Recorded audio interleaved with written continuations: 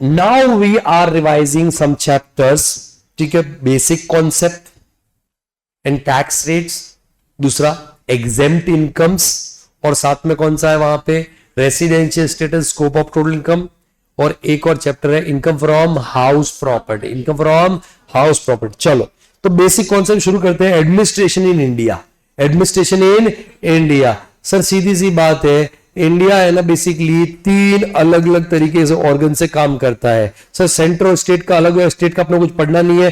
फिर इंडिया में basically centre में 3 लेजिस्लेटिव ऑर्गन जो लॉ बनाता है, पार्लियामेंट है, कौन है पार्लियामेंट, और पार्लियामेंट के हेड कौन होते हैं प्रेसिडेंट ऑफ इंडिया, उनके साइन के बगैर कोई भी लॉ पास होने वाला नहीं है। सर पार्लियामेंट के वहां पर अलग अलग अंग है, लोकसभा, राज्यसभा एंड पार्लियामेंट। मालूम है ना, अभी आपने देखा होगा सोशल मीडिया पे कि ICAI के जितने भी ऑफिस बेरर्स है वो अलग अलग पार्लियामेंट्स को जाकर, पार्लियामेंट्रियंस को जाके मिल रहे हैं वहां पे। इवन CMA इंस्टीट्यूट वाले भी ये कर रहे हैं, CS इंस्टीट्यूट वाले भी ये कर रहे हैं। क्यों? जो नया इनकम टैक्स बिल आया है ना, उसमें अकाउंटेंट की डेफिनेशन में सिर्फ चार्टर्ड अकाउंटेंट लिखा हुआ है।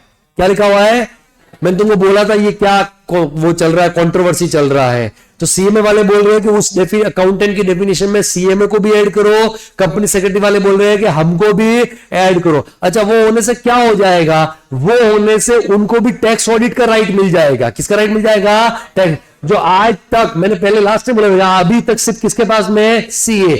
और जो आपका बेसिकली जो नया वाला इनकम टैक्स बिल आया है उसमें भी अकाउंटेंट की डेफिनेशन में सिर्फ चार्टर्ड अकाउंटेंट ही है, राइट? तो अभी भी सिर्फ किसके पास में टैक्स ऑडिट का राइट? ओनली CA, ठीक है।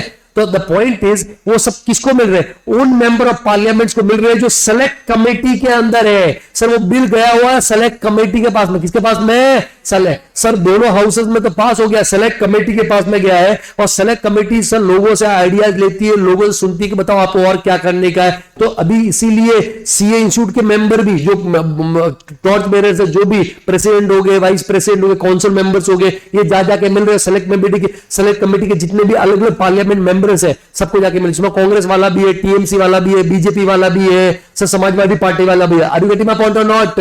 तो सर इनका भी कुछ तो रोल होगा, तभी तो इनके पीछे पीछे घूम रहे हैं ना sir.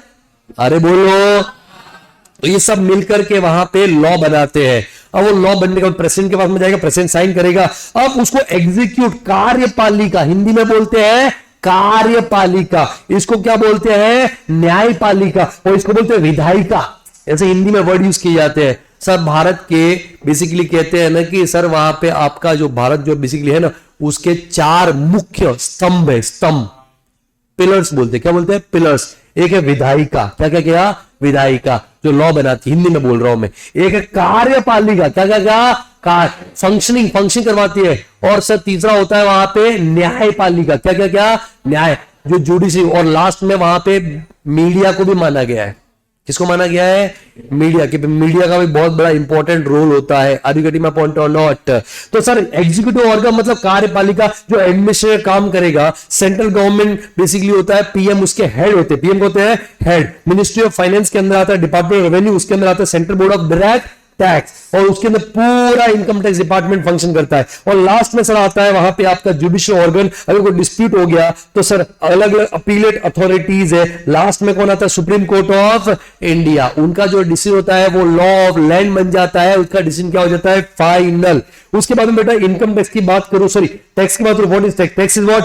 Compulsory levy which is charge by government from citizen of the country for living in a civilized society, ठीक है। उसके बाद में why tax are levy? Tax की levy because these are revenue for the government to meeting out expenses like education facilities, healthcare facilities, defense, infrastructure, social and economic welfare। और sir उसके बाद में वहां पे आपका आता है टाइप्स ऑफ टैक्स। 2 तरह के होते हैं, एक होता है बेटा डायरेक्ट, दूसरा कौन सा होता है? इनडायरेक्ट। एक कौन सा है? डायरेक्ट, दूसरा कौन सा है? इनडायरेक्ट। सर वहां पे आपका direct tax, tax on income है, जो कलेक्ट किया जाता है डायरेक्टली। कलेक्ट किया जाता है directly from a person on the total income of that person, and burden वहां पे शिफ्ट नहीं हो सकता। जबकि IDT में बर्डन क्या होता रहेगा? शिफ्ट। फाइनली बर्डन किसके ऊपर आएगा? कंज्यूमर के ऊपर आता है। Examples income tax and GST वगैरह वो इनडायरेक्ट टैक्स हो गया। उसके बाद में सर वहां पे आपका आता है कॉन्स्टिट्यूशनल प्रोविजन। क्या बोलता है कॉन्स्टिट्यूशनल प्रोविजन? बोलता है article number 246। Schedule 7, which list? Union list. 3 list होती है, उसमें से कौन सी list? Union list. Entry number 82, sorry entry number 82, entry number 82 क्या बोलता है, किसको एम्पावर करता है? Parliament to make such laws to levy tax on income of a person but other than on agriculture income, other than on agriculture income. ठीक है, ये parliament को एम्पावर कर रखा है।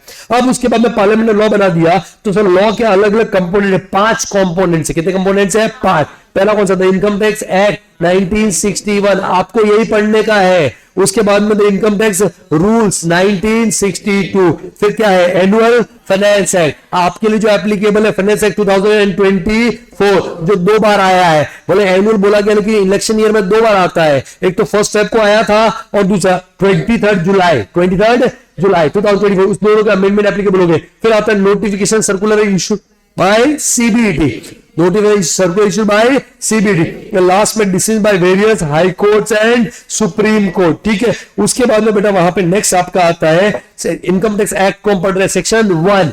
सेक्शन 1 क्या बोलता है? Applicability of income tax act, it is applicable to whole of India, whole of India. Section 2 and 3 क्या बोलता है? डेफिनेशन। सेक्शन 4 क्या है? Charging section. Sir entry number 82 of which list?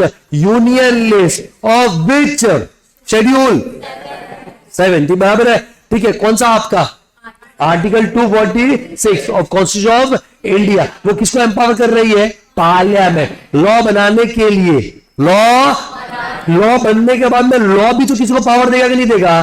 तो लॉ का आपका इनकम टैक्स एक्ट का charging section 1 सा है 4, वो पावर दे रहा है that every person has to pay tax on total income of the previous year and the tax rate applicable to relevant assessment year। तो पर्सन में सेक्शन 231 में पर्सन कौन कौन आता है? पर्सन में आता है individual, a natural person including minor and unsound mind, Hindu undivided family, partnership firm including LLP, company including a foreign company, a body of individual, association of person, local authority, last में क्या था? Artificial juridical person. ये सब person होते हैं। Sir income 224, sir income मिथ का मतलब क्या था? इंक्लूसिव, बेसिकली डेफिनेशन है income include all inflows whether monetary और non monetary, but excluding what? Loan, surplus left from any mutual activity and reimbursement of any expense. उनको छोड़ करके बाकी सब क्या होते हैं? इनकम। क्या होते हैं? Income. Income is divided into कितना हेड्स?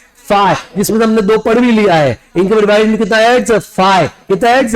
5। बताओ कौन कौन सा? Income from salary, income from house property, profit in case of business और profession, capital gain, income from others, ये सब मिलके बनता है ग्रॉस टोटल इनकम। उसमें से चैप्टर 6 से डिडक्शन माइनस करोगे 80C टू 80U, तो आपका क्या आ जाएगा? Total income. उसके ऊपर टैक्स निकालेंगे। Sir previous year assessment year का डेफिनेशन वहां पे क्या बोलता है? Previous year means a financial year immediately preceding the assessment year। तो असेसमेंट ये बोलता है period of 12 months, we start from 1st April। But lemon language में बात करें तो previous year means a year in which income is earned and assessment year means year in which tax is paid on the total income of the previous year। total income of what? Previous year. Sir general rule क्या बोलता है? General rule ये बोलता है कि previous year की income के ऊपर टैक्स कब पे करने का है? Assessment year. But there are 5 exception. कितने एक्सेप्शन है? 5। वो 5 एक्सेप्शन में क्या बोलता है कि प्रीवियस ईयर की इनकम के ऊपर आपको टैक्स भी प्रीवियस ईयर में पे करना पड़ सकता है। सर पहला कौन सा? Person living India permanently. दूसरा non resident engage in shipping business. तीसरा AOP BOI AJP form for particular event और पर्टिकुलर पर्पस। उसके बाद में जैसे इवेंट खत्म हुआ एओपी बीओआई क्या हो जाएगा? Dissolve. Sir person about to transfer property to avoid tax. और लास्ट में आता है डिसकंटिन्यूड बिजनेस। उनके केस में वहां पे आपका कौन से ईयर के अंदर? प्रीवियस ईयर में कंप्यूट करोगे। अरे बोलो। फिर उसके बाद में आता है टैक्स रेट। टैक्स रेट बेटा वहां पे एक तो है स्लैब रेट्स या जनरल रेट्स बोल सकते हैं, और बाकी स्पेशल रेट्स है। क्या है सर? स्पेशल। सर एक स्पेशल रेट मैंने, सर 2 स्पेशल मैंने बता भी दी आपको। अरे एक तो विनिंग्स वाला 30% और एक 115BB वाला, ये अनडिस्क्लोज। बोलो बे, ये आपका 115BB और 115BBJ में 30%, और मैंने बोला ये चैप्टर के साथ में अलग अलग पढ़ेंगे हम लोग। और ये 60% 115BB वाला ये बता दिया है मैंने। तो कुछ ये अभी लॉन्ग टर्म शॉर्ट टर्म बाकी है। तो एक होती है स्पेशल रेट्स, दूसरी क्या होती है सर? Slab rates. क्या आती है सर? स्लैब रेट या जनरल रेट भी हो सकते हैं। अब स्लैब रेट भी दो रिजीम के अंदर है, अंडर डिफॉल्ट टैक्स 115 बीएसी, जिसको न्यू रिजीम बोल सकते हैं, और under optional tax regime under section option 115 BAC 1A और ये 115 बीएसी है, सॉरी 115 बीएसी 115 बीएसी 1A, ठीक है, ऑप्शनल रिजीम के अंदर। अब सबसे पहले हम बात करते हैं डिफॉल्ट रिजीम। किसके अंदर बेटा? Default. SSC, individual, HUF, AOP, BOI, AJP, कोई भी हो, कोई फर्क पड़ता नहीं, सबके लिए क्या है? सेम। सर अगर आपका नेट टोटल इनकम फाइनेंशियल 2024 में अमेंडमेंट रेट्स में चेंज है, रेट्स में क्या है? चेंज। रेट्स में क्या है? चेंज। सबसे पहले वहां पे आपका सर अप टू कितना है? 3 लाख। अप टू रुपीज कितना? 3 लाख। टैक्स क्या हो जाएगा? नील। इसको बोलते हैं बेसिक एग्जम्पशन लिमिट, या कहीं पे वर्ड आए तो इसका कंफ्यूज है। Maximum amount not chargeable to tax, maximum amount not chargeable to tax कितना है सर? 3 लाख। फिर 3 लाख से 7 लाख, 3 लाख से 7 लाख, फिर अप टू नेक्स्ट कितना? 4 लाख, कितना? 5%। फिर आपका 7 लाख से 10 लाख, मतलब अप टू नेक्स्ट 3 लाख के ऊपर कितना? 10%। फिर 10 लाख से कितना? 12 लाख, मतलब अप टू नेक्स्ट कितना? 2 लाख, कितना? 15%। फिर 12 लाख से कितना? 15 लाख, अप टू नेक्स्ट कितना? 3 लाख, कितना? 20%। और जैसे टोटल इनकम 15 लाख हो गया तो 15 लाख के अबो कितना वहां पे? 30% विल बी टैक्स। यस और नो? बेसिक टैक्स में further increase by what? Surcharge. Sir अगर आपका एनटीए अप टू कितना है? 50 लाख, सरचार्ज क्या हो जाएगा? नील। अगर आपका NTA above 50 lakh but up to कितना है? 1 CR, सरचार्ज क्या हो जाएगा? At 10% of basic tax. Sir NTA above 1 CR but up to कितना है? 2 CR, सरचार्ज क्या हो जाएगा? 15% of basic tax. NTA above 2 CR है, सरचार्ज क्या रहेगा? 25% of basic tax. 25% what? Basic tax. फिर उसके बाद में basic tax and surcharge if any shell be further increase by what? HEC at कितना परसेंट? 4%। अगर वहां पे सरचार्ज नहीं है तो only basic tax further increase होगा किससे? HEC कितना परसेंट? 4%। उसके बाद में आपका कौन सा रिजीम आता है? ऑप्शनल। कौन सा आता है बेटा? ऑप्शनल। ऑप्शनल में स्लैब रेट दे रखी है, individual, HUF, AOP, BOI, AJP. अगर वहां पे net total income up to rupees कितना? 2,50,000, बेसिक एग्जम्पशन लिमिट और maximum amount not chargeable tax, nil हो जाएगा टैक्स। सर नेक्स्ट 250, नेक्स्ट 250 मतलब 250 से 5 लाख, 250 से 5 लाख कितना? 5%। फिर 5 लाख से 10 लाख, 5 लाख से मतलब अप टू नेक्स्ट 5 लाख कितना? 20%। एंड 10 लाख का वो सीधा कितना जाएगा? 30%। लेकिन अगर मान लो वो एक इंडिविजुअल है और रेसिडेंट है और सीनियर सिटीजन, रेसिडेंट और साथ में क्या है? सीनियर सिटीजन, तो in that case basic exemption limit कितना हो जाएगा? 3 लाख, मतलब 0 to 3 लाख क्या हो जाएगा? नील।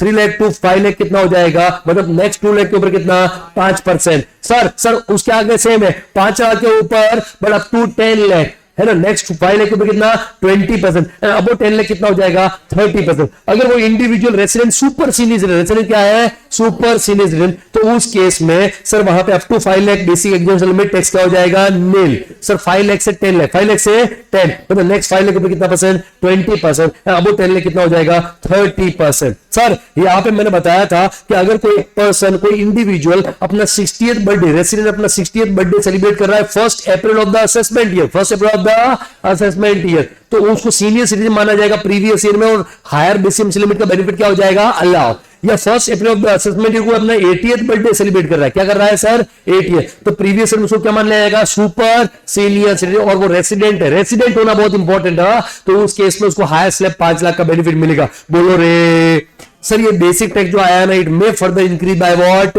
Surcharge. May further increase by what? Surcharge. Surcharge के केस में कितना लगेगा भाई? अप टू 50 लाख सरचार्ज क्या हो जाएगा? नील। 50 से ऊपर गया but up to 1 CR, surcharge क्या हो जाएगा? 10% of basic tax. Sir 1 CR से ऊपर गया but up to 2 CR, surcharge कितना? 15% ऑफ बेसिक टैक्स। सर अगर 2 CR से ऊपर गया but up to 5 CR, sir कितना? 25% बेसिक। और यहां पे ऑप्शनल रिजीम में अगर एनटीए इज मोर देन कितना? 5 CR, मोर देन कितना? 5 CR, तो 37% ऑफ बेसिक टैक्स। सर अगर सरचार्ज है या सरचार्ज नहीं है, there will be health and education cess कितना परसेंट? 4%। अगर सरचार्ज नहीं है तो बेसिक टैक्स का सीधा 4%, और सरचार्ज है तो बेसिक टैक्स प्लस सरचार्ज का कितना परसेंट? 4%। ये हो जाएगा स्लैब रेट। बोलो जनता। उसके बाद में आता है नेक्स्ट 87A का रिबेट। 87A का रिबेट। सर रिबेट के लिए 3 कंडीशन बहुत इंपॉर्टेंट है। पहला क्या होना चाहिए? रेसिडेंट। दूसरा कौन सा वाला? इंडिविजुअल। तीसरा नेट टोटल, अगर ऑप्शनल रिजीम है कौन सा है? ऑप्शनल, तो total income should be up to rupees कितना 5 लाख। अगर तीनों कंडीशन एक साथ में क्यूमुलेटिवली सेटिस्फाई हो जाती है तो रिबेट 87A में कितना मिलेगा, बेसिक टैक्स और 12,500। रिबेट हमेशा किस में से मिलता है, बेसिक टैक्स, एचसीसी लेने का नहीं, बेसिक टैक्स और 12,500 व्हिचएवर इज लोअर। सर अगर वहां पे रेसिडेंट इंडिविजुअल है और डिफॉल्ट टैक्स में क्या है, डिफॉल्ट टैक्स और एनटीए अप टू कितना है 7 लाख, कितना 7 लाख, तो रिबेट 87 में कितना मिलेगा, बेसिक टैक्स और 25,000 whichever is lower, whichever is lower. लेकिन सर अगर रेसिडेंट इंडिविजुअल है और सर डिफॉल्ट टैक्स में और net total income is more then कितना 7 लाख, वेरी इंपॉर्टेंट बात, वेरी इंपॉर्टेंट बात, नेट टोटल इनकम कितना है 7 लाख से ज्यादा, 7 लाख से ज्यादा, तो इन दैट केस बेटा वहां पे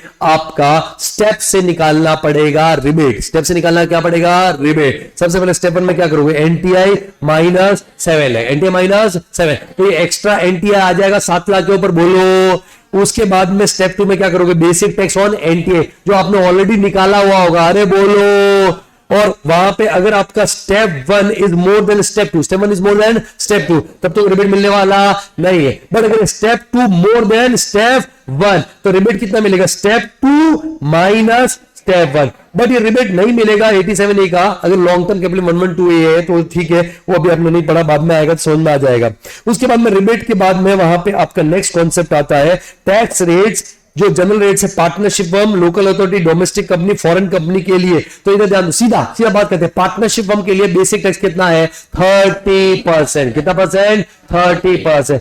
उसका सरचार्ज कब आएगा, अगर total income is more than 1 CR, more than 1 CR, surcharge का रेट रहेगा 12% ऑफ बेसिक टैक्स, और एच चीज तो आएगा 4%, हाँ या ना। अगर वो कंपनी है, कंपनी कौन सा है, डोमेस्टिक, कंपनी कौन सा है, डोमेस्टिक, कंपनी कौन सा है, डोमेस्टिक, तो डोमेस्टिक कंपनी केस में टैक्स रेट कितना परसेंट है 30%, कितना परसेंट 30%। बट एक minute, wait for a moment, अगर उस डोमेस्टिक कंपनी का टर्नओवर, व्हाट टर्नओवर, बट कौन सा ईयर का, 2 साल पीछे जाओ, 2 साल पीछे, अभी कौन सा ईयर है 24, 25, तो 2 साल पीछे जाएंगे तो 22, 23, टर्नओवर इन प्रीवियस ईयर 22, 23, अब तो कितना था 400 CR, 400 CR, तो उस Indian domestic company, Indian company का टैक्स रेट क्या हो जाएगा 25%, 25%। सर वैसे तो डोमेस्टिक कंपनी, इंडियन कंपनी के लिए टैक्स रेट कितना है 30%, कितना परसेंट 30, लेकिन सर टर्नओवर, लेकिन टर्नओवर कौन से ईयर का, 2 साल पहले, लॉजिकली बताया था मैंने क्यों ऐसा, 2 साल पहले, जो अनचेंज रहेगा, 2 साल पहले, 22, 23 का टर्नओवर अप टू 400 CR, छोटी कंपनी अप टू 400 CR, तो छोटी कंपनी के लिए टैक्स रेट भी क्या हो जाएगा, कम, कितना हो जाएगा 25%। Are you getting my point और नॉट। सर वहां पे आपका सरचार्ज का रेट कितना है, सरचार्ज का रेट कितना है, तो सरचार्ज का रेट है सर वहां पे, अगर turnover NTI, what NTI is more than 1 CR, more than 1 CR, up to कितना 10 CR, तो 7% ऑफ बेसिक टैक्स। अगर वहां पे NTI is more than 10 CR तो 12% ऑफ बेसिक टैक्स, और एक्सिस तो कितना परसेंट है 4%। If there is a foreign company, कौन सा कंपनी, फॉरेन, तो फॉरेन कंपनी के पहले टैक्स कितना लगता था 40%, अब कम करके कितना किया है वहां पे 35%, कितना परसेंट 35। सरचार्ज कब आएगा, जब 1 CR से क्या है एनटीआई ज्यादा, एनटीआई 1 CR से क्या है ज्यादा, तो 1 CR ज्यादा अप टू 10 CR कितना 2% ऑफ बेसिक टैक्स, एंड अगर एनटीआई कितना 10 CR से ज्यादा तो सरचार्ज क्या हो जाएगा 5% ऑफ बेसिक टैक्स, एक्सिस तो 4% आने वाला है, हाँ या ना।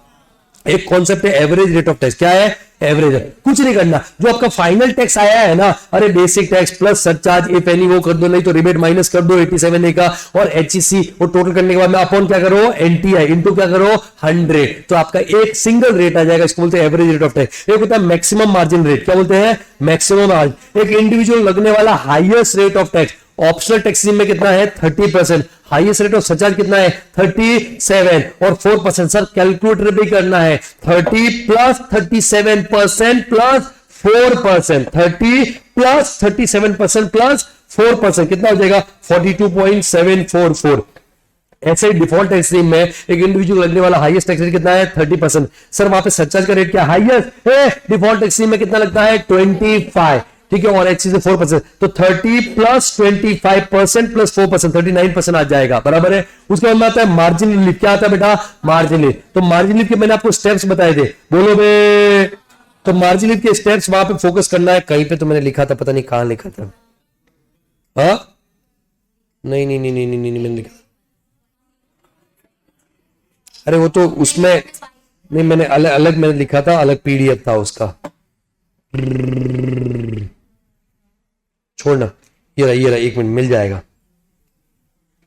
Sir sir sir sir sir sir sir, sir इधर ध्यान दो बे, ये रहा sir sir sir sir sir, वहां पे मार्जिन लिप के स्टेप्स, मार्जिन लिप के क्या है स्टेप, मैं तुमको लिखवाए थे वहां पे ये, तो मार्जिन लिप के स्टेप्स वहां पे क्या बोलते हैं कि मार्जिन लिप, पहली बात तो मार्जिन लिप आएगा कब, मार्जिनल रिलीफ तभी आएगा जब there is a nominal increment at a level where surcharge is not applicable, और सरचार्ज का रेट क्या हो रहा है, चेंज, सरचार्ज का रेट क्या हो रहा है, चेंज, रिजिम कोई भी हो, दोनों रिजिम में आएगा। अरे बोलो, अच्छा एक और चीज, ये मार्जिन सिर्फ रेसिडेंट को ही मिलता है, नॉन रेसिडेंट को मिलेगा नहीं, ये सिर्फ और सिर्फ किसको मिलेगा, रेसिडेंट, नॉन रेसिडेंट को मिलने वाला नहीं है। तो मार्जिन लिप निकालो कैसे, स्टेप्स, सबसे पहले तो आप क्या निकालो, tax on NTI including surcharge, including surcharge, जो सरचार्ज का रेट है ना, वो सरचार्ज का रेट अप्लाई, सरचार्ज का रेट अप्लाई कर, और वो वहां पे आपका टैक्स निकालो एनटीआई, वो तो सर आपको मेन सॉल्यूशन में भी करना भी पड़ेगा, बोलो वही आपको स्टेप 1 के अंदर ले लो, tax on NTI including what, surcharge. Step 2 में क्या करोगे,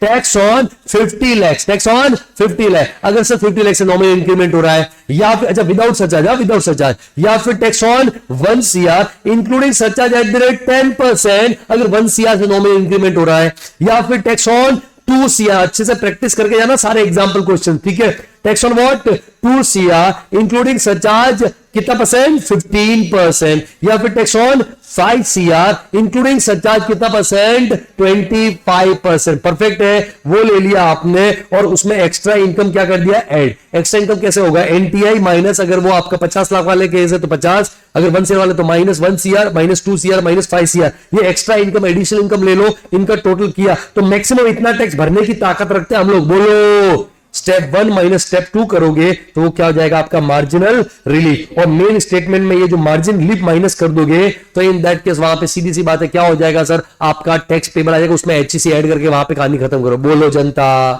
तो ये आपका वहां पे मार्जिन रिलीफ का कॉन्सेप्ट, किसका कॉन्सेप्ट आता है, मार्जिनल रिलीफ। उसके बाद में मार्जिन रिलीफ के बाद में बस ये था ना, और तो कुछ क्या था, दैट्स इट ना, ठीक है, ये बेसिक कॉन्सेप्ट आपका पार्ट खत्म होता है। उसके बाद में हमने सर वहां पे कौन सा चैप्टर पढ़ा था, residential status and scope of total income, residential status and scope of total income, ठीक है।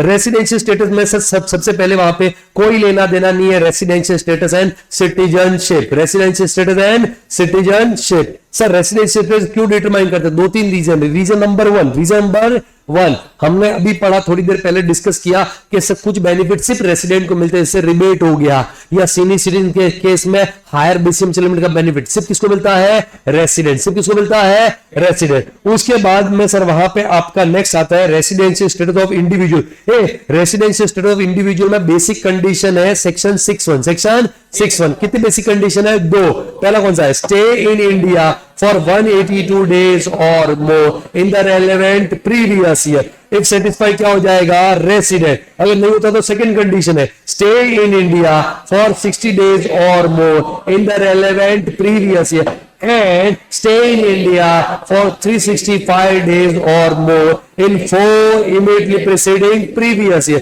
if both parts satisfy क्या हो जाएगा, रेसिडेंट। अगर दोनों कंडीशन सेटिस्फाई नहीं हो रही है क्या हो जाएगा, नॉन रेसिडेंट। क्या हो जाएगा सर, नॉन रेसिडेंट। उसके बाद में सर वहां पे आपका नेक्स्ट आता है sir there are some exception, there are some what exception, exception है, एक्सेप्शन सेक्शन 6(1) के, सेक्शन 6(1) के एक्सेप्शन वो क्या बोलते हैं कि ओनली फर्स्ट बेसिक कंडीशन ही चेक होगी, सेकंड वहां पे चेक भी होने वाली नहीं है। इसका मतलब फर्स्ट अगर सेटिस्फाई करेगा तो सीधा क्या हो जाएगा, रेसिडेंट, और फिर हम एडिशनल चेक करेंगे, लेकिन अगर फर्स्ट सेटिस्फाई नहीं करेगा तो सेकंड वहां पे चेक करने का जरूरत, तो सीधा क्या हो जाएगा, नॉन रेसिडेंट। कितने एक्सेप्शन है, 3। पहला कौन सा, Indian citizen living India for the purpose of employment outside India. दूसरा, Indian citizen live India as a crew member of Indian ship. और तीसरा, इंडियन सिटीजन और person of Indian origin who is coming for a visit to India. इन तीनों case में only first basic condition check करोगे, first satisfy हुआ तो resident, ठीक है, आगे एडिशनल चेक कर लो ROR RNOR के लिए, अगर फर्स्ट सेटिस्फाई नहीं होता तो सीधा क्या हो जाएगा, नॉन रेसिडेंट। सेकंड चेक भी करना नहीं है। देखिए लास्ट वाला केस है, लास्ट वाला केस है, ये Indian citizen person of Indian origin who is coming for a visit to India, और उसका total income excluding foreign source का इनकम कितना है, more than 15 lakh, more than 15 lakh से। अच्छा एक और चीज सर, ये जब 15 लाख चेक करोगे ना तो टोटल इनकम में क्या करना है, एक्सक्लूडिंग फॉरेन सोर्स का इनकम। लेकिन सुनो सीधा से ध्यान दे, सब लोग ध्यान देंगे, इंपॉर्टेंट बात बता रहा हूं, क्या करना है इसमें, एक्सक्लूडिंग फॉरेन सोर्स इनकम। लेकिन अगर business which is control from India, profession which is setup in India, है तो फॉरेन इनकम, है तो व्हाट, लेकिन उसको इंक्लूड करोगे टोटल इनकम के अंदर, उसको क्या करोगे, इंक्लूड, क्या करोगे, इंक्लूड। ये चीज ध्यान रखने का, बराबर है। अगर वो मोर देन क्या है 15 लाख, तो सेकंड कंडीशन क्या होगा, चेक। लेकिन सेकंड कंडीशन थोड़ा सा एडिट हो रहा है यहाँ पे, इंस्टेड ऑफ कितना 60 डेज, कितना देखोगे, stay in India for 120 days और more in the relevant previous year and stay in India for 365 days or more in 4 immediately preceding previous year। अगर सेटिस्फाई करेगा तो क्या हो जाएगा, रेसिडेंट। और ऐसा बनाया हुआ रेसिडेंट तो ROR कभी हो सकता नहीं है, वो सीधा क्या होगा, RNOR। एडिशनल कंडीशन चेक करने की जरूरत नहीं है, ठीक है। सर स्टे इन इंडिया में इंडिया किसी भी पार्ट में रहो सर, वो इंडिया माना जाएगा, रेगुलर स्टे जरूरी नहीं है। इनफैक्ट इंडियन टेरिटोरियल वाटर में रहेगा तो भी किधर माना जाएगा, इन India. Sir employment outside India में सेल्फ एम्प्लॉयमेंट टिकट पर जॉब हो सकता है, और वहां पे आपका मेडिकल के लिए गए, एजुकेशन के लिए गए, बिजनेस डेवलपमेंट के लिए, बिजनेस प्रमोशन के लिए, तो वो आपका होने वाला एम्प्लॉयमेंट नहीं है। दूसरा बेटा, पर्सन ऑफ इंडियन ओरिजिन में कौन होता है, सब पर्सन ऑफ इंडियन ओरिजिन में आता है या तो पर्सन खुद, या फिर उसके पेरेंट, या फिर उसके ग्रैंड पेरेंट्स का बर्थ हुआ था इंडिया में, या फिर अनडिवाइडेड इंडिया, या तो इंडिया या फिर कहां पे, अनडिवाइडेड इंडिया। अनडिवाइडेड इंडिया में आज का इंडिया, आज का पाकिस्तान, आज का Bangladesh, but situation before 15 August 1947, ठीक है। और day of arrival, day of departure दोनों किधर माना जाता है, इन इंडिया। बट एक केस वाला है, कौन सा वाला केस है, अगर Indian citizen who is living India as crew member of Indian ship, उसे केस में sir date on which CDC sign at the time of joining ship से लेकर date on CDC eight the time of signing off from, ये पूरा period किधर माना जाएगा, India में या आउटसाइड इंडिया में, आउटसाइड इंडिया में माना जाएगा। परफेक्ट है सर, तो ये आपको चीजें ध्यान रखने की, ओके। उसके बाद में सर वहां पे अगर कोई रेसिडेंट बनता है, क्या बनता है बेटा, रेसिडेंट, चाहे फर्स्ट कंडीशन सेटिस्फाई करके बने या फिर क्या सेकंड करके बने। सर हम लोग चेक करेंगे ROR के RNOR, ROR के RNOR। तो इन दैट के सर दो कंडीशन है सेक्शन 6(6) के अंदर। पहला क्या है, एडिशनल कंडीशन, रेसिडेंट क्या होना चाहिए, resident in any 2 previous year, but कौन से वाले 2, आउट ऑफ 10 इमीडिएटली प्रीसीडिंग 10 में से कोई भी दो, 10 पिछले 10 में से कोई भी दो क्या होना चाहिए था, रेसिडेंट। सेक्शन 6(1) के अकॉर्डिंग बोलो बे, वो सेटिस्फाई हो गया तो सेकंड भी चेक करेंगे, वो नहीं हुआ तो सेकंड चेक करने का जरूरत नहीं। अगर वो सेटिस्फाई हो तो सेकंड चेक करेंगे, stay in India for 730 days और मोर इन 7 इमीडिएटली प्रीसीडिंग प्रीवियस ईयर। ये बोथ एडिशनल कंडीशन सेटिस्फाई क्या हो जाएगा, ROR। अगर क्या हो जाएगा, RNOR। फिर उसके बाद में आता है एक वहां पे, ठीक है, डीम्ड रेसिडेंट। क्या आता है सर, डीम्ड रेसिडेंट, सेक्शन 6(1) है, सेक्शन 6(1) है। क्या अगर सर कोई इंडियन सिटीजन है और वो नॉन रेसिडेंट हो चुका है सेक्शन 6(1) के अकॉर्डिंग, मतलब कोई भी बेसिक कंडीशन सेटिस्फाई नहीं हो रही है, और उसका total income excluding foreign source का इनकम इज मोर देन कितना, 15 लाख, मोर देन कितना, 15। जब यहां पे भी total income excluding foreign source का इनकम देखोगे तो सर वो वाला इंक्लूड करोगे, कौन सा वाला sir, business which is control from India, profession which is set up India, वो इसमें इंक्लूड होगा। Are you getting my point और नॉट। अगर वो मोर देन 15 लाख है और लास्ट में डज नॉट पे tax in any other country territory, वो रेसिडेंट होगा, डीम रेसिडेंट होगा, बट कौन सा वाला, नॉट ऑर्डिनरी। एडिशनल चेक करने का जरूरत नहीं है क्योंकि जिसको जबरदस्ती बना रहे, क्या कर रहे सर, जबरदस्ती। फिर आता है residency institute of HUF। Sir if control management of business और अफेयर्स ऑफ HUF कहां पे सिचुएटेड, होनली और पार्टली इन इंडिया, तब तो क्या हो जाएगा, रेसिडेंट। अगर होनली पार्टली किधर, आउटसाइड इंडिया, सॉरी होनली किधर, आउटसाइड इंडिया, क्या हो जाएगा, नॉन रेसिडेंट। अगर एक बार HUF रेसिडेंट हो गया तो फर्दर हम चेक करेंगे additional condition under section 6(6), but किसके लिए, कर्ता, किसके लिए,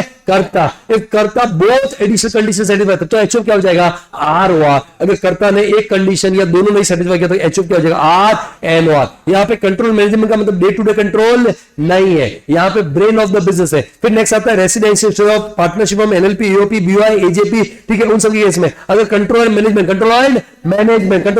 management of business affairs Holi और पार्टली इन इंडिया तब तो क्या हो जाएंगे रेसिडेंट, अदरवाइज क्या हो जाएंगे नॉन रेसिडेंट। सर वहां पे आपका बात करूं मैं तो ये फर्दर आपका आरओआर आरएन में क्लासिफाई होता नहीं है। कंपनी केस में बात करें, कंपनी अगर वहां पे कौन सा कंपनी है इंडियन, ऑलवेज क्या है रेसिडेंट। अगर कंपनी कौन सा है फॉरेन और उसका पॉइंट किधर होली और पार्टली इन इंडिया क्या हो जाएगा रेसिडेंट, अदरवाइज क्या हो जाएगा नॉन रेसिडेंट। क्या हो जाएगा sir non resident. Sir place of active management मिलते हैं place where crucial decision are taken which are necessary to take, तो वो आपके डिसीजन लिए जा रहे हैं। अरे बोलो बेटा।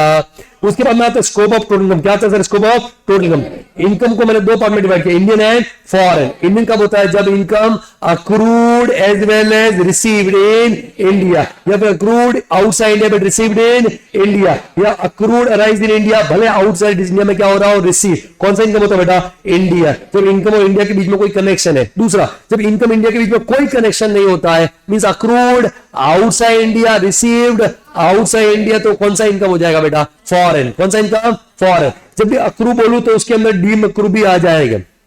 जब भी मैं अक्रू बोलूं उसके अंदर डीम, मैं लिखूं अक्रू डीम अक्रू तो हो जाए, वहां पे सेक्शन 9 वहां पे अप्लाई हो जाएगा, पढ़ेंगे। सर मैं जब रिसीव लिखूं तो तू क्या हो जाए डीम रिसीव। सेक्शन 7 है ना, अलग अलग केस में डीम्ड रिसीव।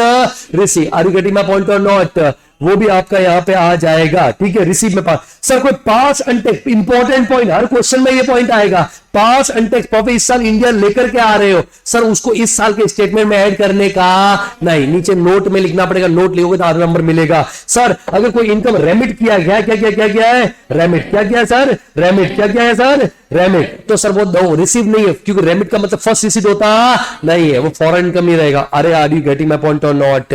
उसके बाद में सर टैक्सेबिलिटी की बात करें, sir ROR or NOR NR के लिए अगर इंडियन इनकम है सबके लिए क्या हो जाएगा टैक्सेबल। सर फॉरेन इनकम है तो सर बताओ सबसे पहले business which is control from India, ROR and or NOR. NR के लिए होने वाला नहीं है। From profession which is setup in India, ROR or NOR. NR के लिए होने वाला नहीं है। बाकी सारी फॉरेन इनकम सिर्फ किसके लिए, only for ROR, only for ROR, only for ROR, ठीक है। आरओआर के लिए टैक्सेबल होगा तो घर पे जाके पढ़ना है, जो करना है इधर ध्यान दे दो ना अभी, ठीक है। सिर्फ आरओआर के लिए क्या होगा टैक्सेबल, बाकी किसी के लिए टैक्सेबल होने वाला नहीं है। दूसरे तरीके से बोलूं तो अगर आरओआर है तो उसके लिए कौन सी ऑल, वेदर इंडियन और foreign, all Indian all foreign, all Indian all foreign. Sir ROR तो all Indian plus only 2 foreign. पहला कौन सा business which is control from India, profession which is setup in India, और NR तो only Indian income. Perfect है sir, question solve करने का मालूम है सर। पहले तो रेसिडेंशियल स्टडीज रिमाइंड को आरओआर आर एनओआर, कई बार तो ये दे ही रखा होगा, बोलो बे।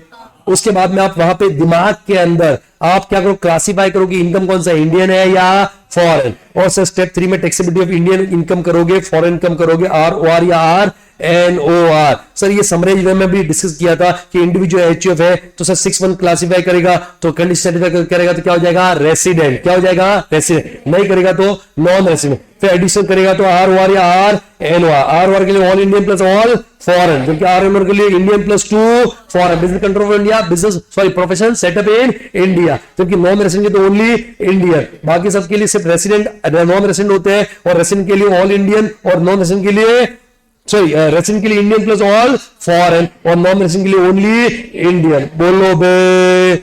उसके बाद में आपका आता है सेक्शन 9। सेक्शन 9 क्या बोलता है deem to be accrued in India. Section 9 क्या बोलता है deem to be accrued in India. अगर कोई भी बेसिकली पर्सन है जो किधर है आउटसाइड इंडिया, किधर है आउटसाइड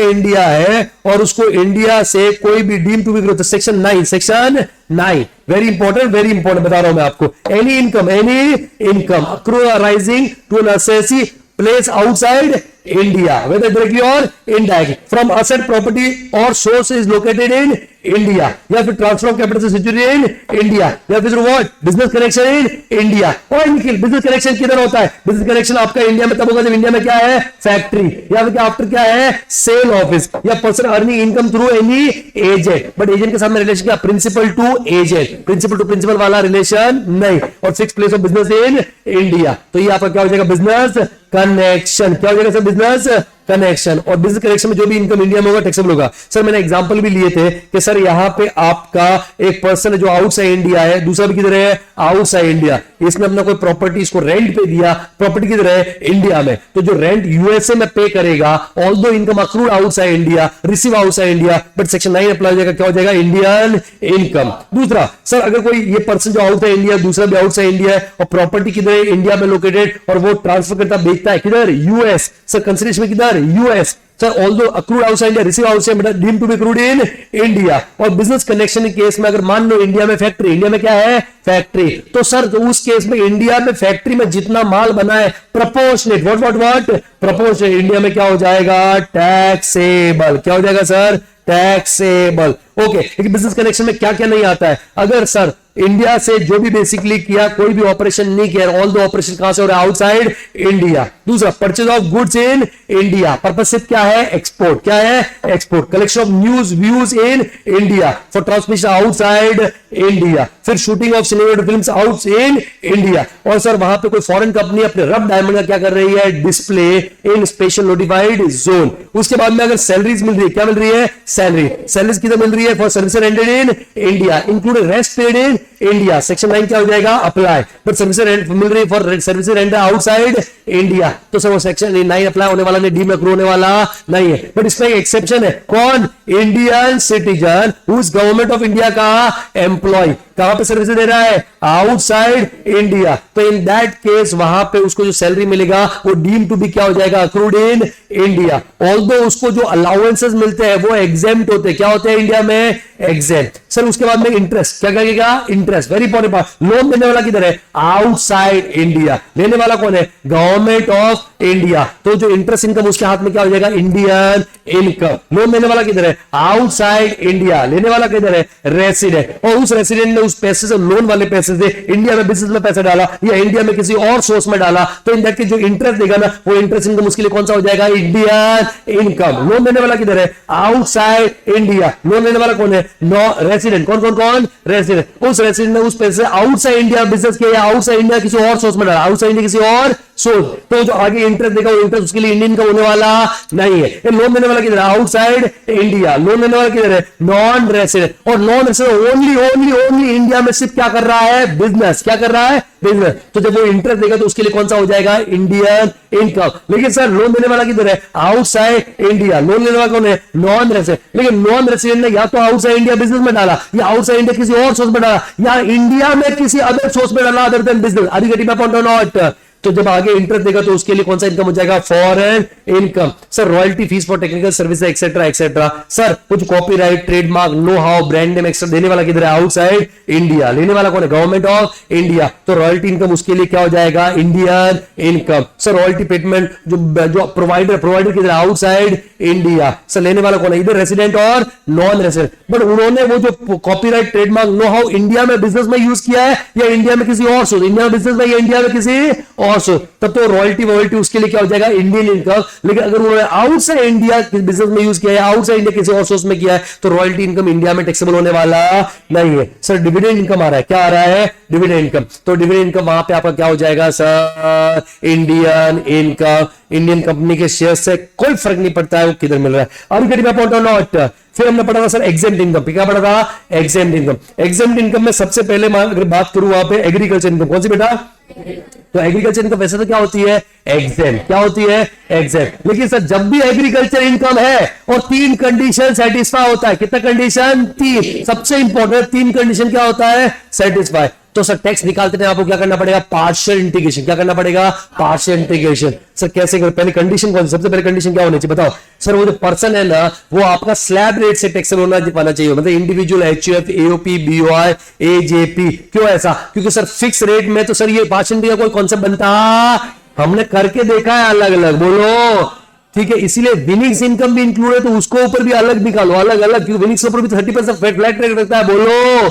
ठीक है, तो इन दैट केस सर आपका स्लैब रेट से, कौन से रेट से, स्लैब, पर्सन कौन होना चाहिए, slab rate flexible, individual, HUF, AOP, BOI, AJP. दूसरा सर वहां पे आपका agriculture income should be more than कितना, 5000 per annum, net agriculture income. और थर्ड सर जो उसका एनटीआई है, NTI should be more than what, basic exemption limit. Step number 1, सबसे पहले आप लोगे वहां पे agriculture income and NTI, agriculture income and NTI, उसके ऊपर सिर्फ क्या निकालोगे, basic tax. Step number 2, agriculture income and basic exemption limit, जो भी रिजीम है, जो भी आपका एग्जाम्पशन है, वो लोगे, 2.5 लाख हो सकता है, 3 लाख हो सकता है, 5 लाख हो सकता है, 3 लाख हो सकता है सर, वो आप लोगे और कंप्यूट करोगे बेसिक टैक्स, सिर्फ बेसिक टैक्स, सिर्फ व्हाट, बेसिक टैक्स। अब इस बेसिक टैक्स में से ये वाला बेसिक टैक्स क्या कर दोगे, माइनस, तो एग्रीकल्चर के ऊपर टैक्स कट गया, एग्रीकल्चर इनकम के ऊपर टैक्स कट गया। अब आप वहां पे चेक करोगे, अगर 50 लाख से ज्यादा NTI, NTI, NTI, what NTI 50 lakh से क्या है, ज्यादा, तो इन दैट केस क्या आ जाएगा, सरचार्ज, है ना। और अगर एनटीआई लेस देन 5 लाख या less than 7 lakh, whatever it is, up to 7 lakh, up to 7, तो इन दैट केस वहां पे क्या माइनस करोगे, रिबेट। सर उसमें भी मैंने आपको अलग अलग सिचुएशन बताई थी, जबरदस्त, क्या बोलती है पब्लिक, तो सर वो 7 लाख के ऊपर वाले केस में बहुत बार कोई लिमिट भी नहीं जाएगा और रिबेट भी अमाउंट ज्यादा हो जाएगा, बोलो।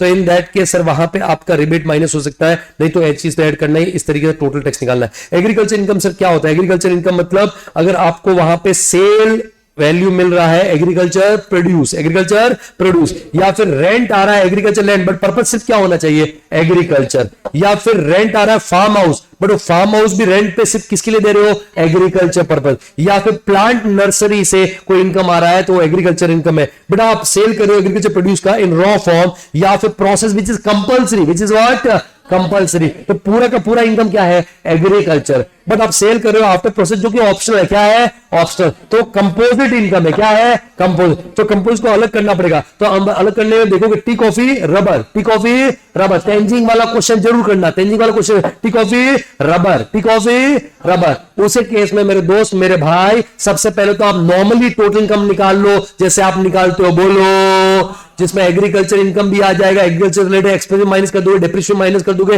बिजनेस से रिलेटेड भी सब एक्सपेंस माइनस कर दोगे, बोलो, और वो जो आएगा उसको बाइफरकेट करना है, ठीक है, इस रेशो में। एग्रीकल्चर कितना होगा, अगर income from growing and manufacture rubber कितना, 65% कौन सा, एग्रीकल्चर, 35 क्या, बिजनेस। अगर वहां पे कॉफी है तो coffee grown and cure, grown and cure, तो 75 एग्रीकल्चर, 25 बिजनेस। अगर coffee grown cure roasted ground factory में ज्यादा काम हुआ, बोलो, तो ओनली 60% एग्री, 40% क्या हो जाएगा, बिजनेस। एंड टी के केस में कितना, ग्रोइंग एंड मैन्युफैक्चरिंग कितना, 60-40, जो ज्यादा है वो एग्जेम्प्ट है, ज्यादा है क्या, वो एग्जेम्प्ट, कम है वो बिजनेस है। Are you getting my point और नॉट?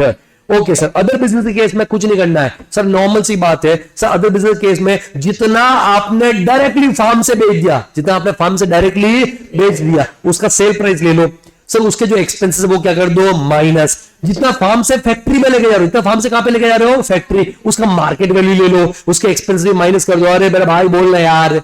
और जितना फार्म से फैक्ट्री में लेके गए हो, वो फैक्ट्री में कॉस्ट है, फैक्ट्री में क्या हो जाएगा, कॉस्ट। तो जो फाइनल प्रोडक्ट आपने बेचा, क्या बेचा आपने, तो जो देखो, एक तो जो डायरेक्ट फार्म से बेचा वो, और दूसरा फैक्ट्री में गया, उसका मार्केट वैल्यू इतना टोटल किया, बोलो, उसमें सारे एक्सपेंसेस माइनस कर दो, वो एग्रीकल्चर इनकम आ जाएगा। बहुत सारे क्वेश्चन, बहुत सारे एग्जांपल हमने इसके ऊपर किए सर। उसके बाद में जो आपने फाइनल प्रोडक्ट बना के बेचा, क्या बेचा, फाइनल प्रोडक्ट का सेल वैल्यू, उसमें से सर एक तो बनाने का, मार्केटिंग का सब खर्चा, मैन्युफैक्चरिंग बिजनेस का, और दूसरा सर वो जो फार्म से रॉ मटेरियल लेकर के आए हो ना, गन्ना लेकर के आए हो ना, उसका मार्केट वैल्यू सर, क्या क्या क्या, market value sir, that is your agriculture income, yes और नो। ओके सर, वहां पे नेक्स्ट आता है 10-4-2 सर। 10-4-2 के अंदर यहां पे कंडीशन, पहली बात तो कौन होना चाहिए, इंडिविजुअल, कौन सी इनकम, इंटरेस्ट, कौन से अकाउंट से, एनआरई अकाउंट, कौन से अकाउंट से, एनआरई अकाउंट। और मेरे को आसिफ सर ने सिखाया, मैं सीखने में गुरेज नहीं करता हूं, कि सर हमारे फेमा में नॉन रेसिडेंट वर्ड नहीं बोलते हैं, हमारे यहां पे बोलते हैं person resident outside India, person resident. मेरे को सीखने में कोई दिक्कत नहीं है, ऐसा नहीं है मेरे से छोटा तू मेरे को क्या सिखाएगा, ऐसा नहीं है। डीटी का टीचर हमेशा सीखने को तैयार रहता है। तो सर यहाँ पे पर्सन रेसिडेंट आउट, PROI बराबर है, यही बोलते हैं ना। मैं नॉन रेसिडेंट बोल रहा था, हमारे हिसाब से वही है, ठीक है, तो सर वो आपका फेमा के according person resident outside India, मतलब in simple language, layman language में नॉन रेसिडेंट बोल दो, बोलने से बोलने के लिए, लिखना नहीं है। दूसरा, और वो आरबीआई से परमिशन लेके अकाउंट खुलवाया था, तो एंटायर इंटरेस्ट क्या हो जाएगा, एग्जाम। दूसरा 1017 हमने पढ़ लिया यार, अवार्ड्स अगर गवर्नमेंट से मिले या गवर्नमेंट अथॉरिटी से मिले, फुल्ली एग्जाम। बाकी क्या होते हैं, टैक्सेबल। 1010 ठीक है। अगर वहां पे कोई कंपोजिशन आया है, डिजास्टर इफेक्ट, क्या sir, substantial loss of life और ह्यूमन सफरिंग, या डैमेज और डिस्ट्रक्शन ऑफ प्रॉपर्टी, या डैमेज और डिग्रेडेशन ऑफ एनवायरमेंट, ठीक है, फुल्ली क्या हो जाएगा, एग्जाम। एजुकेशन स्कॉलरशिप 1016 के अंदर क्या हो जाएगा, एग्जाम। 1026 AAA सिकमीज इंडिविजुअल, कौन सिकमीज इंडिविजुअल, ठीक है। इंडिविजुअल कौन सा, सिक्किमीज, कौन सिक्किमीज। अगर उसको from the state of Sikkim, कोई भी इनकम हो रहा है, वहां पर क्या हो जाएगा, fully exact. Even rest of India से, बन गया रेस्ट ऑफ इंडिया से अगर कोई डिविडेंड इनकम आ रहा है या इंटरेस्ट इनकम आ रहा है, वो भी फुल्ली क्या हो जाएगा, exam on securities. What security. 1010D का सर वो लाइफ इंश्योरेंस का मैच्योरिटी का एग्जामिनेशन है, यह भी पढ़ना नहीं है, बराबर है। तुम दोगे तो 10 मिनट हाउस प्रॉपर्टी भी रिवाइज करवा दूंगा, 10-15 मिनट चलेगा तो करवा देता हूं, नहीं विथ ऑल योर परमिशन। मेरे को साइफा ने मुंह चढ़ा लिया वहां पे अपना, तुम ब्रेक ले लो, बाहर चले जाओ, कोई दिक्कत नहीं। बोलना भी मतलब वो नहीं बोलना ही होता है, मतलब ठीक है, इधर ध्यान दो। वो क्या करूं, करवाऊं कि छोड़ दूं, ये बोलो। चलो करवाता हूं, ठीक है। तो यहाँ पे आपका house property, what house property, ठीक है। Income from house property, charging section क्या है, 22 इन रेंटल इनकम और annual value shall be taxable under income from house property. Sir, पहला there must be a house or building or land appertaining thereto. Assessee must be owner, ownership and deemed ownership भी आ जाएगा, बोलो बे। और it shall not be used for the purpose of business. It shall not be used for the purpose of business. ठीक है, जैसे mall वाला होता है तो मॉल वाले के लिए बिजनेस होता है शॉप रेंट पे देना, तो सर वो आपका उस प्रॉपर्टी में आने वाला नहीं है, वो कहा जाता है पीजीबीपी। Okay sir. सर यहाँ पे house building, sir rent basically sir residential और हर तरह की कमर्शियल, हर तरह की प्रॉपर्टी आ जाती है। लैंड अपार्टमेंट मतलब land attach to house of building, parking हो गया, लॉन हो गया। Sir vacant plot of land जो होता है बेसिकली उससे रेंट जो आएगा वो कहा जाएगा या तो अदर, हमने पढ़ा बोलना। अब बिजनेस है तो पीजी, बिजनेस है तो पीजी। सब लेटिंग भी सर सेम बोलो बे। Deemed ownership section 27, sir, a house or building transferred to spouse without consideration or inadequate consideration. तो स्पाउस लीगल ओनर पर ट्रांसफर हो क्या मानेंगे, डीम्ड ओनर। सर एक्सेप्शन है, अगर एग्रीमेंट टू लिव अपार्ट है तो डीम्ड ओनर मानेंगे नहीं।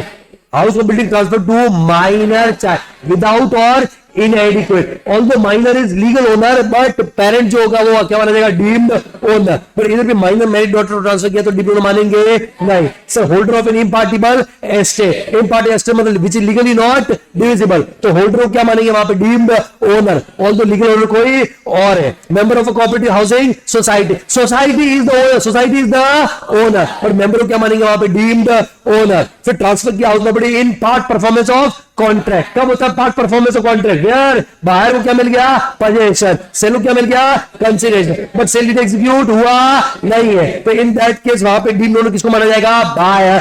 Although seller is legal owner, seller is what legal owner. Sir lessee को क्या मानेंगे, deemed owner. Although lessor is legal owner but lease period होना चाहिए not less than 12 year, not less than 12 year. Sir house property का let out rent पे दे रखा तो क्या बोलते हैं उसको, let out. House property income from house property में ही आएगा। सर बाकी प्रॉपर्टीज में अगर कोई बिजनेस के लिए आप यूज कर रहे हो, खुद के बिजनेस के लिए, तो एसओपी वो बिजनेस यहां आने वाला नहीं है। दूसरा सर एसओपी जो खुद के रहने के लिए यूज करते हो, फैमिली के रहने के लिए यूज करते हो, मैक्सिमम कितनी एसओपी ले सकते हो, 2 at the option of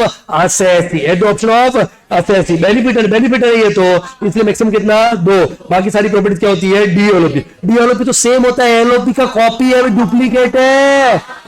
okay, उसके बाद में सर कंप्यूटेशन की बात करें, let out property throughout the year या what, deem let out, what deem let out. तो सर वहां पे सबसे पहले क्या लोगे, municipal value per annum, fair rent per annum, whichever is higher, standard per annum, whichever is lower, actual rent per annum, हट कान के नीचे दूंगा actual rent per annum minus unrealise rent, unrealise rent if any rule for condition satisfy हुआ है तो whichever is higher वो क्या हो जाएगा जीएवी। लेकिन डीएलओपी है तो सर ये एक्सपेक्टेड रेंट क्या हो जाएगा आपका GAV. Sir municipal value fair rent standard हमेशा क्या लेने का per annum, property own less than 12 months तभी आपको उतना पीरियड का लेना, अदरवाइज हमेशा क्या लेने का है पर एनम। फिर ये आ गया जीएवी, जीएवी में से क्या माइनस करोगे म्युनिसिपल टैक्स पेड बाय असेंसी ड्यूरिंग द प्रीवियस ईयर, तो आपका क्या आ जाएगा एनएवी। एनएवी में से डिडक्शन देते हैं 24A के अंदर स्टैंडर्ड एक्शन 31 ऑफ एनएवी, और दूसरा आता है 24B के अंदर इंटरेस्ट ऑन लोन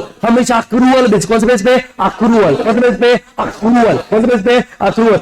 तो मैक्सिमम लिमिट नहीं है ना, एलओपी डीएलओपी को मैक्सिमम लिमिट नहीं है, वैकेंसी है तो भी को मैक्सिमम लिमिट नहीं है, ठीक है। एसओपी में लिमिट है, एलओपी डीएलओपी को लिमिट नहीं है। सर वो आपका इनकम फ्रॉम हाउस प्रॉपर्टी आ जाएगा। उसके बाद में सर वहां पे आपका स्टैंडर्ड डिडक्शन मिलता है, कोई और एक्सपेंस का डिडक्शन मिलने वाला नहीं है। म्युनिसिपल टैक्स हमेशा पेमेंट बेस पे मिलता है, आप तो समझ गए होंगे, बोलो बे। फिर आता है सर एसओपी, क्या आता है सर एसओपी, तो एसओपी में एक ही तो डिडक्शन मिलता है, interest on loan, interest on loan accrued during the previous year maximum 30,000 whichever is lower, accrued during the previous year maximum 2 lakh whichever is lower. जो 30,000 2 लाख का लिमिट है पर पर्सन है, पर एसओपी नहीं है। और वो 115B से डिफॉल्ट एग्जाम में तो वो भी डिडक्शन मिलने वाला नहीं है। सर इंटरेस्ट 24B में कॉमन पॉइंट, इंटरेस्ट का डिडक्शन हमेशा कौन सा बेस मिलता है अक्रूवल। सर लोन का पर्पस सिर्फ construction, acquisition, renovation, repair, renewal of house property होना चाहिए, कुछ और होना नहीं चाहिए। सर नेक्स्ट वहां पे इंटरेस्ट अगर वहां पे आप पे कर रहे हो ऑन इंटरेस्ट या डिलेड इंस्टॉलमेंट के ऊपर पे कर रहे हो, डिलेड रीपेमेंट के, तो उसका डिडक्शन मिलने वाला नहीं है। लेकिन फ्रेश लोन लिया है to repay the old loan तो आपका इंटरेस्ट का डिडक्शन क्या हो जाएगा अल्लाह। लोन किससे भी लो कोई फर्क पड़ता नहीं है, आपका डिडक्शन क्या हो जाएगा अल्लाह। अगर एसओपी है तो ऑप्शनल टैक्सिंग, कौन सा रिजीम ऑप्शनल। सर पर पर्सन नॉट पर एसओपी मैक्सिमम डिडक्शन कितना है 30,000 और कितना 2 लाख। 2 लाख कब होगा जब 3 कंडीशन एक साथ में सेटिस्फाई होगा। Loan shall be taken owner after 1 अप्रैल 1999। दूसरा loan shall be taken for the purpose of acquisition और कंस्ट्रक्शन, और loan shall be taken for the purpose of construction, that construction must be completed with in 5 years from the end of the financial year in which loan is taken. अगर तीनों condition satisfy हो गए एक साथ में तो maximum कितना मिलेगा 2 लाख, अदरवाइज कितना मैक्सिमम 30। उसके बाद में आता है वैकेंसी, क्या आता है सर वैकेंसी।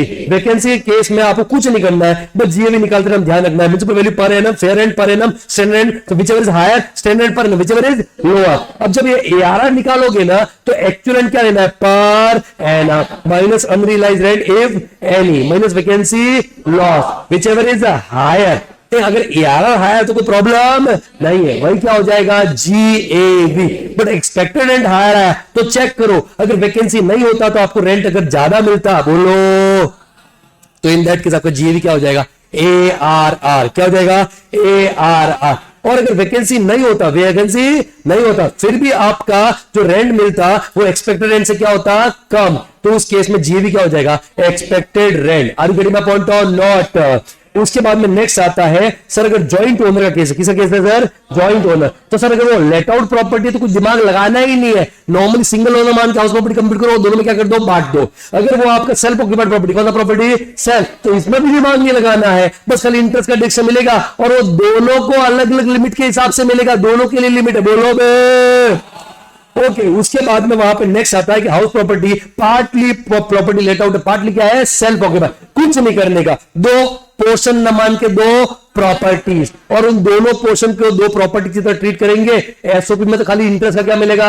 डिडक्शन, एलओपी में म्युनिसिपल वैल्यू को उसका पोर्शन में बांट दो, सर फेयर रेंट कर दो डिवाइड, स्टैंडर्ड रेंट कर दो, इवन म्युनिसिपल टैक्स को भी करो और इंटरेस्ट भी कर दो, हाँ या ना ओके सर। उसके बाद में वहां पे नेक्स्ट आएगा हाउस प्रॉपर्टी, कौन सा वाला कि अगर प्रॉपर्टी जो है part of the year let out था, remaining part of the year का था सेल्फ ऑक्यूपाइड, तो मैं क्या बोलता हूं अगर कोई प्रॉपर्टी आपने पूरे साल सेल्फ ऑक्यूपाई किया, एक दिन भी लेट आउट किया, एक दिन भी क्या किया लेट आउट, तो आप उसका कंप्यूटेशन तो लेट आउट की तरह ही करना है, कंप्यूटेशन तो लेट आउट की तरह करना है, तो उसको एलओपी की तरह करेंगे सर भाई सेम। सर बढ़िया एग्जांपल दिया था मैंने, municipal value per annum, fair rent per annum whichever is higher, standard rent per annum whichever is lower, ये क्या होगा एक्सपेक्टेड रेंट पर एनम। अब यहाँ पे एआरआर लोगे ना, एआरआर लोगे उसमें actual rent other than SOP, other than SOP, other than SOP, उसमें से अनरिलायबल रेंट वैकेंसी लॉस क्या कर दोगे, minus. Are you getting my point और not? Whichever is higher जो आएगा वही क्या हो जाएगा, जीएवी। क्या हो जाएगा सर, जीएवी। फिर प्री कंस्ट्रक्शन या pre acquisition period interest, sir pre construction pre acquisition शुरू कहां से होता है, पीरियड कहां शुरू होता है, डेट ऑफ टेकिंग लोन और date of construction started, whichever is later, खत्म कहां होता है, 31 March, immediately preceding the date of completion of construction. ये प्री कंस्ट्रक्शन पीरियड होता है, बोलो बे।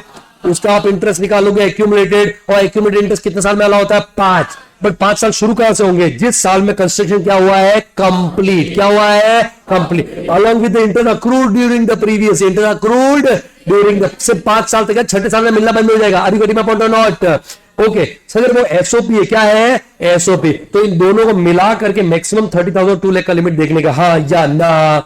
Recovery of unrealized rent, sir, arrears of rent which was not due, not received because of any dispute, बाद में सॉल्व हो गया तो पैसा मिलेगा। Unrealized which was due but not received, पहले आपने माइनस कर दिया था, तो अभी जब दोनों का रिकवरी होगा ना, तो recovery always income from house property में ही आएगा, चाहे प्रॉपर्टी के ओनर हो या प्रॉपर्टी के ओनर नहीं हो। जब रिकवरी होगा तो हाउस प्रॉपर्टी में आएगा, लेकिन सामने क्या देना आपको, स्टैंडर्ड डिडक्शन कितना परसेंट, 30%। अगर कोई house property stock in trade की तरह क्या था आपके पास में, स्टॉक इन ट्रेड, तो लेट आउट तो always income from house property में आएगा। अगर कोई लेट आउट नहीं था, लेट आउट नहीं था और स्टॉक इन ट्रेड है, तो कितने साल तक, जिस साल में क्या मिला है, सीसी, क्या मिला है, उस फाइनेंशियल ईयर एंड से 2 इयर्स तक एनुअल वैल्यू क्या लेने का है, नील। क्या लेने का है, नील। उसके बाद में सर वहां पे एक सेक्शन 25 मैंने बताया था, आउटसाइड इंडिया को इंटरेस्ट पे कर रहे हो, आउटसाइड इंडिया क्या पे कर रहे हो, इंटरेस्ट। तो जो आउटसाइड इंडिया इंटरेस्ट पे कर रहे हो ना, उसके ऊपर टीडीएस काटना जरूरी था, नहीं काटा तो आपको डिडक्शन मिलने वाला नहीं है। या टीडीएस काट के जमा नहीं करवाया तो भी आपको डिडक्शन मिलने वाला नहीं है, क्योंकि सरकार को टैक्स से मतलब था, हाँ या ना, तुम्हारा नहीं, उसका। और सर एक और पॉइंट आता है कि अगर डिस्प्यूटेड ओनरशिप है, क्या है सर, डिस्प्यूटेड, तो जिसको इनकम आ रहा है उसके हाथ में टैक्सेबल होगा, नहीं तो जिसके परेशान में उसके हाथ में टैक्सेबल होगा। सर अगर इंडिया में हाउस प्रॉपर्टी है तो आरओआर, आरएनओआर, एनआर तीनों के लिए हो जाएगा, बोलो। हाउस प्रॉपर्टी इंडिया किधर है, हाउस प्रॉपर्टी किधर है, आउटसाइड इंडिया, लेकिन रेंट इंडिया में मिला था आरओआर, आरएनओआर, एनआर तीनों के लिए आएगा, बोलो। सर हाउस प्रॉपर्टी भी आउटसाइड इंडिया, रेंट भी आउटसाइड इंडिया, तो इंडिया में सिर्फ किसके लिए, ओनली फॉर अदर सोर्स का रिवीजन बाकी रह गया ना। तो थैंक यू सो मच। आजसाठी एवढंच, आजसाठी एवढंच। तुम्ही तुमच्या आणि तुमच्या कुटुंबाची काळजी घ्या, निरोगी राहा, सुरक्षित राहा, शिकत राहा, शिकवत राहा। शिकेल भारत तरच पुढे जाईल भारत, तोपर्यंत काळजी घ्या। भेटूया, जय महाराष्ट्र, जय भारत। धन्यवाद मंडळ, आपले आभारी आहे।